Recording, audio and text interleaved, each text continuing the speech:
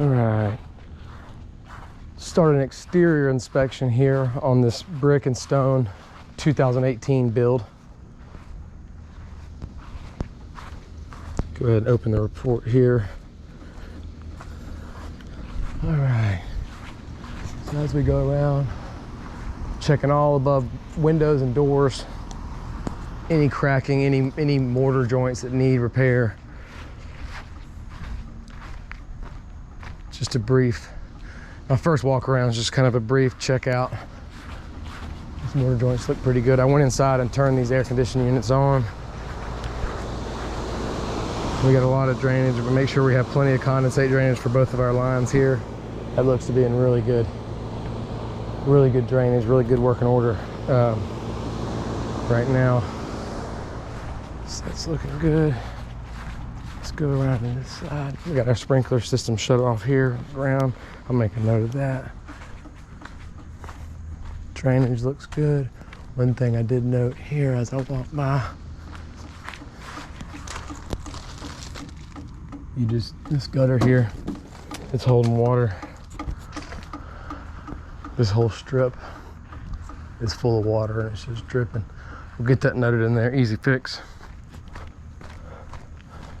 Come around the side here.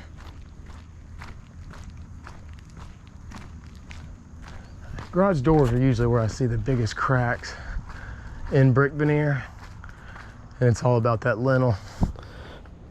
This garage door looks great. This is only a 4 or 5 year old home, so having everything caulked and sealed and all the mortar joints completely filled makes a huge difference for the longevity of this veneer. So as of now, I really nitpick it, being only 5 years old, to make sure they have every type of penetration sealed up good. Everything should be right here. Being this new, so we got our electrical service entrance here on the left side. Let's see, put this case open. We got our main shut off here. Let's see, 200 amps. Go down. Always check, make sure these grounds are tight. Everything looks good there. 200 amps. I'll snap a picture of that. Pretty good. All this veneer. Driveway itself, I mean, it's a pretty new house, like I said, so if we see anything going on, it could really be something that's actually going on currently. In an older property, when I see settlement and damage and things, it could always be, that's as far as it's gonna go. But when it's a newer property, we shouldn't be seeing any type of movement. So this wall looks good. They sealed up I'm looking at all these penetrations up here. That beep is that camera letting you know I'm standing here. All these are sealed up very nice. They did a great job on that. Let's get around to the back. Nice covered porch here. I always check up. A lot of this vinyl up here, it gets so loose.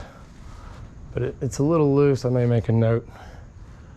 The ceiling gets a little loose in these, but we'll make a note, get some of that kind of secured back up. It'll only obviously sag worse from here. These lintels look good. Everything back here looks nice. These posts, got a little bit of deterioration here. These are a decorative trim wrapped post. But it does rot out the decorative trim, and it does get to the 6x6 inside there that's actually supporting this roof structure. So we will make a note of, just rotted trim around these posts so they can do something about touching them up. And it's real cheap. It's this type of trim, is real cheap, decorative, easy to replace. You can buy vinyl PVC type trim. That's what I always recommend to my clients. So yeah, we'll make a note about these posts. Put some vinyl wrap around the bottoms. Go around to the back. Let's see, they got a little electric fireplace here for this little jut out. It's a little electric. decorative fireplace, there's a spot up there on that lintel that is not sealed at all. That will need to be put in the report as a defect. They sealed the heck out of the flashing up there, but they missed that orange lintel.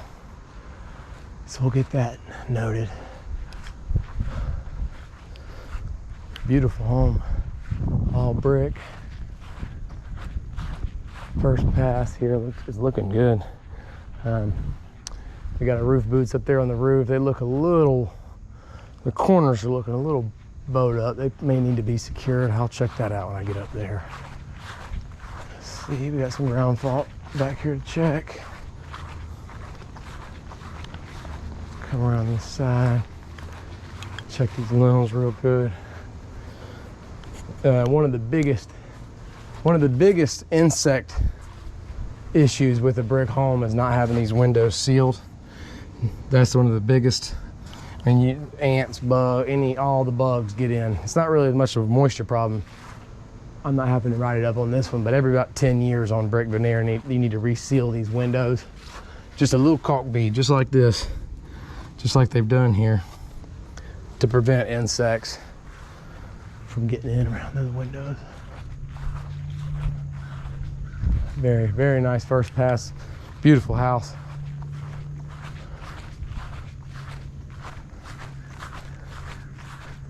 Back around to the front.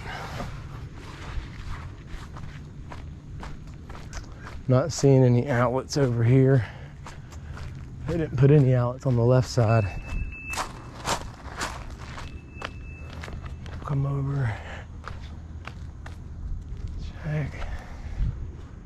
I mean, it's not very often that you don't see, minor cracking and some minor cracking at the brick, but man, this one looks really nice so far. Now, one thing that's not required that I will note on every report when I see stone is up there where that stone meets the roof.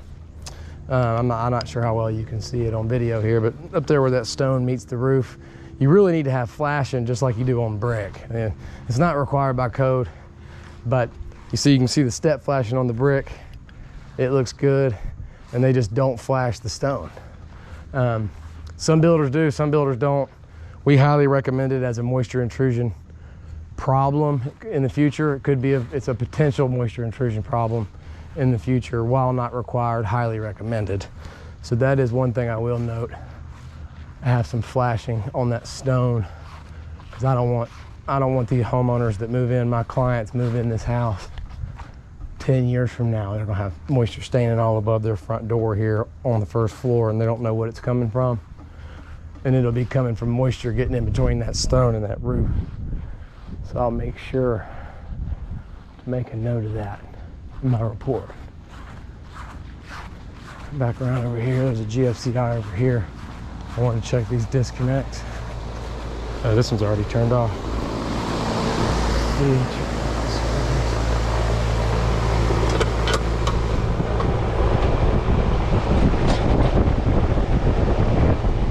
They look good. Of course, we did not pull the disconnect plugs. Just checking to make sure that they're there. They got the right covers. We got a GFCI here. I'm not going to reset it because it's hooked up to a